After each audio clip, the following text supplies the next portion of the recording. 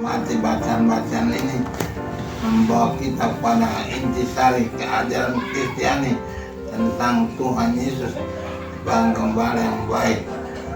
Tapi kita melihat dalam bacaan pertama, Petrus dihadapkan ke mahkamah agama. Dia tiap hari mendapat kesulitan dengan tua-tua adat dan orang-orang Farisi karena kuatan Injil. Tapi Petrus kali ini tampil berwibawa. Dia berdiri depan mahkamah agama dan tidak takut. Dia berani bersaksi tentang Yesus, bahwa Yesus dengan kuasa Yesus dia melakukan segalanya. Dengan nama Yesus dia berbuat apa yang perlu untuk domba-domba.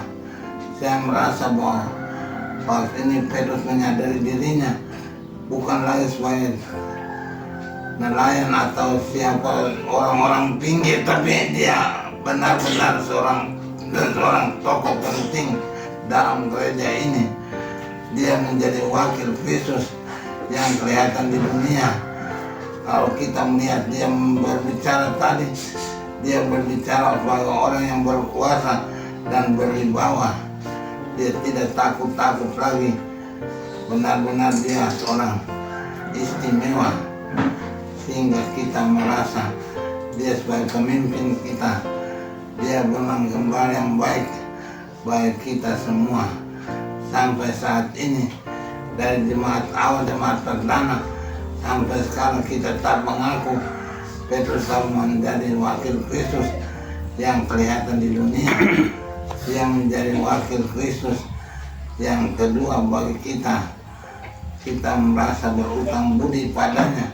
Saya sudah bilang di Roma, depan gereja Santo Petrus yang besar itu hanya dua patung yang istimewa. Patung besar dari Paulus membawa pedang firman, dan patung dari Petrus membawa kunci kerajaan surga yang diwariskan Tuhan Yesus kepadanya. Petrus hari ini di depan mahkamah agama tampil sebagai orang yang berwibawa, membawa hikmat Tuhan bagi orang-orang yang mendengarkan dia di mahkamah agama. Dia tidak gentar sedikit pun. Kita melihat dia dalam kualitas yang berbeda sama sekali dengan ketika dia sebagai seorang nelayan atau sebagai seorang biasa. Sekarang dia mempunyai merasa diri mempunyai kedudukan, mendapat mandat dari Yesus untuk mengepalai umat seluruhnya. Kita berterima kasih pada Petrus atas kesaksiannya dalam mahkamah agama itu, karena menegakkan ajaran Tuhan, menegakkan ajaran gereja kepada umat yang belum percaya, belum dengarkan penuh akan ajaran itu. Dalam bacaan Injil kita menemukan juga bagaimana gembala yang baik. Yesus tampil sebagai gembala. Dia menegaskan dirinya sebagai gembala, tapi langsung dengan peranannya menyerahkan nyawanya untuk domba-dombanya. Ini beda dengan gembala-gembala lain. Gembala-gembala lain itu orang upahan yang hanya berupah saja. Jadi kalau datang serigala atau ancaman, mereka lari meninggalkan domba-domba. Yesus tidak demikian. Dia tetap membela kita, membela domba-dombanya. Sebagai hal yang kedua adalah dia gembala yang baik, sebab dia mengenal domba-domba dan domba-domba mengenal dia. Kita semua mengenal dia. Harus ada relasi personal dengan Tuhan Yesus, relasi pribadi dengan dia. Tiap-tiap hari kita berkomunikasi dengan dia, sebab dia mau demikian untuk membuat kita merasa tenang dalam perlukannya, dalam berkat-berkatnya.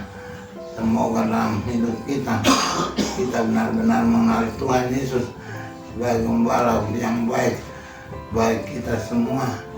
Dalam setiap langkah kita, gerakan-gerakan kita, apa saja yang kita lakukan, kita serahkan pada Sang Gembala. Dia kenal kita dengan segala persoalan kita, maka pasti dia turut ambil bagian dalam kesulitan-kesulitan atau kemilan-kemilan yang kita hadapi tiap-tiap hari. Dia tidak akan meninggalkan kita. Dia tetap mau bersama kita dalam setiap perjuangan yang kita hadapi dan lakukan. Semoga demikian. Amin.